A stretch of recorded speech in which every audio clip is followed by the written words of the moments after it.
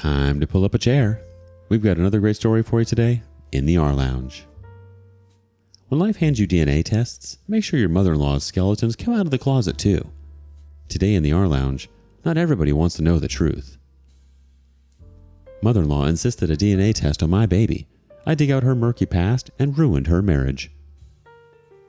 I need to vent about something that's been eating me up. My mother-in-law has always been a bit overbearing, but this time she crossed a line. My husband and I recently had a baby. We've been together for 6 years, married for 3. We have always had a strong, loving relationship, and our little bundle of joy, our daughter, was a dream come true. We were over the moon when she was born, and I never expected anything to cloud this happiness. Enter my mother-in-law. I was still drowsy with the medication and the trauma of childbirth, and my husband was swaddling the baby to sleep when mother-in-law entered the hospital room. The first sentence I heard from her was, "Whose baby are you carrying?" Her question blew my mind. He said it was our baby that he was holding. She goes, "Then why is she black?" My husband was awestruck, and so was I. My husband looked at me. We were not sure why this question popped up in her head. I replied that black skin color runs in my family, so maybe she picked up the genes from her maternal side of the family. But she shrugged me off, saying, "What BS?" She refused to understand genetics. She was adamant in her claim that if my husband and I are both brown-skinned, then how could my daughter be black? My mother-in-law has always been a difficult person. She's the kind of woman who wants everything done her way and doesn't hesitate to criticize when things don't meet her standards.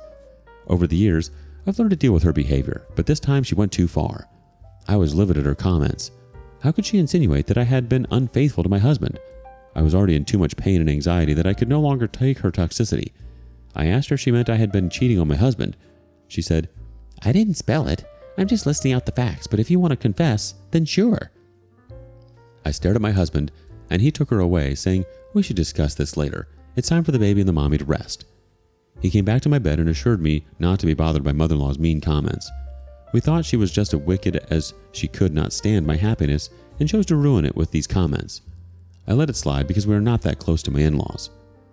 She visited me again the next day. Coincidentally, the duty doctor was in the room for the checkup. When he was leaving, mother-in-law asked him if there was any chance that the baby had been replaced because she was black while we were brown. I was flabbergasted at her behavior. The doctor chuckled and said this was the same baby that was pulled out from the inside of me, and also it was too early to determine the baby's skin color. It takes 4 to 6 months for the actual skin color to settle. She left the room along with the doctor and didn't meet me or the baby. She lives away from our place, which is quite a relief, but whenever we encounter her in any social gatherings, she ensures to poison it with her snarky comments on my baby's skin color. When my baby was about 3 months old, we got an invite to my brother-in-law's son's birthday party. It was the first event for our daughter. We were super excited to take her to meet the extended family members. She took that as an opportunity to humiliate me publicly. She ganged up with some of the toxic relatives and talked trash about my baby and me. One of them remarked, "Brown and brown should be brown or shades of brown and not black. Looks like someone mixed black into brown." It got me fuming with anger. They made this comment in front of everyone to embarrass me. I interjected, "Excuse me, what do you mean?" My mother-in-law said, "Nothing. We were talking about colors. What did you take this to be?" They smirked at each other and burst out in laughter, making me uncomfortable. I left the event midway. A couple of similar incidents followed suit. The only reason I let this slide back then was because I was busy raising my newborn. Being a first-time mom, everything was too overwhelming for me. But now I guess it's time to act. The last nail in the coffin was a week ago. My baby turned 6 months old. Some of our friends came over to celebrate this milestone with us. Out of the blue, my mother-in-law appeared. I didn't want a showdown in front of my friends, so I didn't say anything and welcomed her inside the house. She comes in and says, "The skin was supposed to be settled by 6 months. Let me see what you got." Everyone was aghast at her comment. One of my friends was holding the baby. She passed her to my mother-in-law. She looked at my baby and gasped, "Oh, still black," and gave the baby back to my friend. I stood there in shock, unable to contemplate what just happened and what should I say to save my face. I decided to give it back to her since she'd already initiated the show. My husband was in the kitchen. I yelled his name and asked him to come out.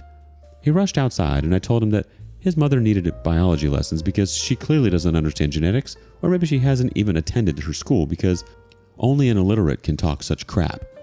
Mother-in-law looked at my husband and whispered, "I didn't want to bring this in front of everyone. She called it upon herself." I cut her in between and told my husband about her sarcastic remarks. She made a puppy face and said no one would have understood it because she was too subtle. She was like, "Now that you have brought this up in front of everyone, let me make it clear. I demand a DNA test on the child, or else she doesn't get the family name." I screamed at her to get out. My husband made it clear that he trusts me, and there's no way we are going to do a DNA test on the child, even if the parents-in-law disowns the child. We don't give a rat's crap.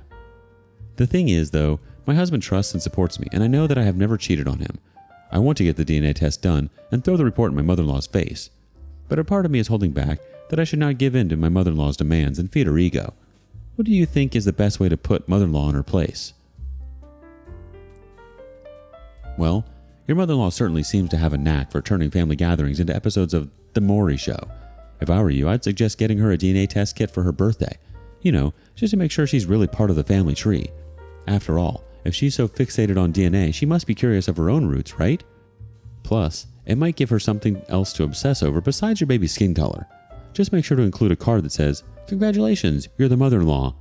That should put her in her place, or at least give her something else to talk about. Update 1. Thanks all for the suggestions. Getting some fresh perspective helped me to an extent. So I had this option of dodging the test and scrapping off mother-in-law from our lives. We had already done that, but she was not going to shut her mouth. She was still going around and talking crap about me and my baby. So the better way to deal with it was to do the test and shove it in her face. I texted her from my husband's phone that we were running a paternity test on the child. She replied, "Great. Finally, you trusted my instincts. I'm sure it is right as it always has been. Let me know when the reports are out." We ran the test, and as expected, it came back a 99.99% match with my husband. My husband called and informed her that the report was out and that she should come and see it for herself. She came, but not alone. She was with her sisters, who were as evil as her. They barged inside the house, hugged my husband, and said, "I'm sorry, my little boy. I know it hurts, but it was important for the truth to come out." My husband freed himself and handed over the envelope to mother-in-law. Meanwhile, mother-in-law's sisters gave me weird looks of, "Oh, you're still here?" Mother-in-law opens the report and reads it. She kept staring at it for a good 5 minutes. I snatched the report from her hands and asked if she needed any help in understanding it because it might be difficult for the 6th grader to grasp the information. She said, "Wow, look at your confidence. You forged it, didn't you?" My husband shut her up and said we were done with her and we no longer wanted her in our lives. She was trying to manipulate my husband, but he asked her to leave and told her we were cutting her off. She wept and stormed out of the house. Her sisters followed her with a bitter face. That was not it. I have initiated an email with all the extended family members and close relatives whom mother-in-law has intoxicated with the poison regarding my child's paternity test and sent them the DNA report. I described how mother-in-law has been torturing me and accusing me of infidelity amidst my crucial period of postpartum. Most of them responded with apologies and support. Mother-in-law has been keeping low-key since then, and she hasn't popped up in our lives again. I hope it remains in that way. Father-in-law also called me and apologized that he should have kept mother-in-law in place, but he had clearly faltered in keeping the family together. He asked me if he'd be allowed in my baby's life. I told him I had a problem with him for not standing up for me and letting her badmouth me, but I understand he didn't want to ruin the peace of this house, so it's fine. I made it clear that he could meet my baby only at my place and under no circumstances my baby would share the space with her toxic grandmother. He didn't say anything, but he didn't like mother-in-law being cut off. He showed up a few days back at my house with flowers and baby essentials to cover up for the inconvenience caused by my wife. Phew, some people need to be put into place. Mother-in-law deserved it, and she called it on herself. It sounds like you've performed a DNA test on your family tree and pruned off a rotten branch. I hope she's learned her lesson. Genetics isn't just for science class, it's for keeping nosy in-laws in check too. And kudos to you for taking charge and showing her the door. Who knew a simple paternity test could be such a powerful eviction notice? Here's to a quieter, mother-in-law-free future filled with diapers, baby giggles, and not a single snarky comment about skin color in sight.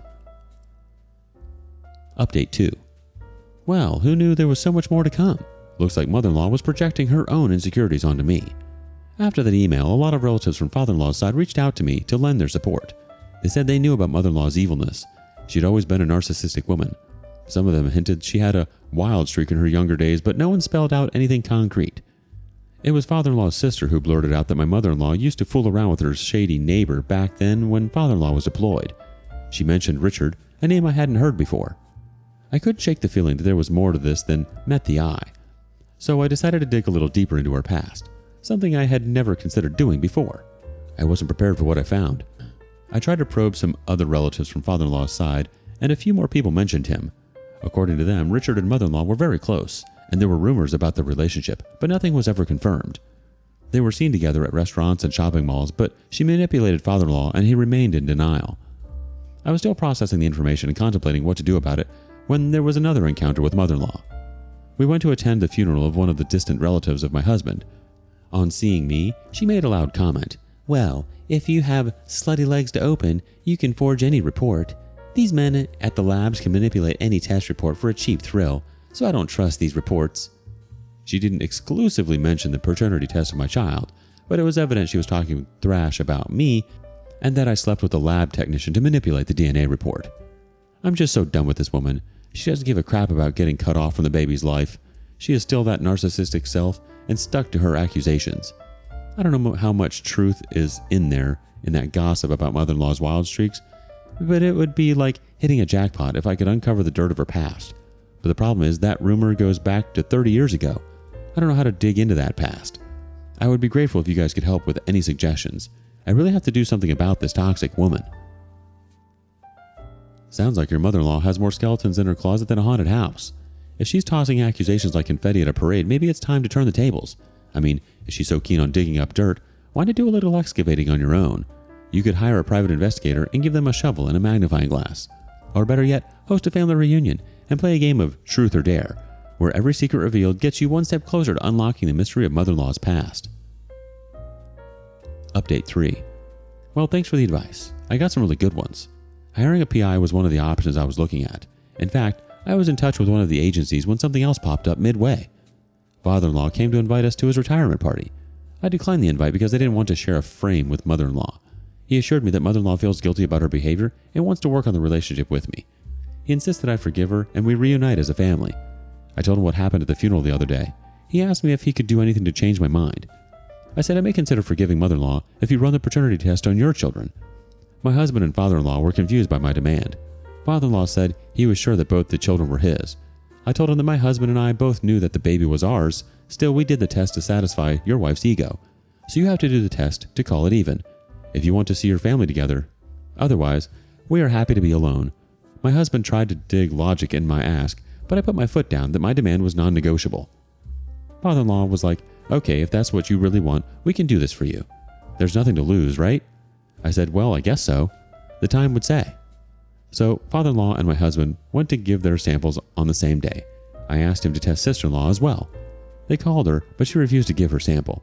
She said she was out of this BS. I didn't keep my hopes high because the probability was so slim. I mean, what if my husband was the legitimate child and sister-in-law was not? Or what if mother-in-law had an affair but never had the baby with her lover? However, I was adamant about humiliating mother-in-law in one way or another. If this DNA test came out in mother-in-law's favor, I would have planned something else for her. My suspicion became partially true even before the reports came out. When father-in-law went home and told her about the paternity thing, she freaked out. She yelled at him for running the test without her consent. She insisted he cancel the test. Her reason was that she didn't want to feed my ego. But this time, she could not manipulate father-in-law, and he smelled a rat and said he won't cancel it, and now he was looking forward to the report. Mother-in-law called my husband and tried to emotionally manipulate him, saying, "Don't you trust your mother?" My husband was like, "Yes, I trust you, and I trusted my wife too. Yet we did the test just to satisfy your ego. Let's just take this as a formality test." She said he was feeding my ego and should cancel it. My husband said, "What's the point of canceling? We've already paid for it, and we have given the sample. Let's see the report and close this." Seeing her desperation, I understood I had hit the right chord. To divert everyone's attention from the report, she acted sick. She said she slipped in the shower and fractured her back and knees. Sadly, that backfired her plan and she was bedridden. I went to see her and said, "Sad that they confined you to bed, else you could have also opened your slutty legs and got the reports manipulated." She cussed me and I laughed at her face. I knew what was coming our way. I don't know why she didn't confess and let father-in-law find it out through the report. As expected, there was a 0.9% inclusion between father-in-law and husband, which meant he was not the father. I knew when the report would be out. I was tracking through the serial number. The day it was supposed to be out, I went to mother-in-law's. I wanted to witness the drama firsthand. Father-in-law came home with the report, fuming with anger. He threw it in mother-in-law's face. She pretended not to understand the terms. I picked it up and said it means father-in-law is not the father of your son. Not sure about the daughter, though. I laughed from the inside. If there really is karma, this is how it should work. Mother-in-law acted as if she was fainting with pain. I called up my husband and told him mother-in-law had felt unconscious, so he should rush from work. He came and saw the report himself. Father-in-law forced mother-in-law to confess, but she remained in denial that she didn't know how this came out to be non-inclusive. She even blamed me for manipulating the report to get back at her. I said, if you don't trust this hospital, you can get it tested at a couple more places to rule out the chance of foul play. She didn't want the retest. Neither she accepted the report.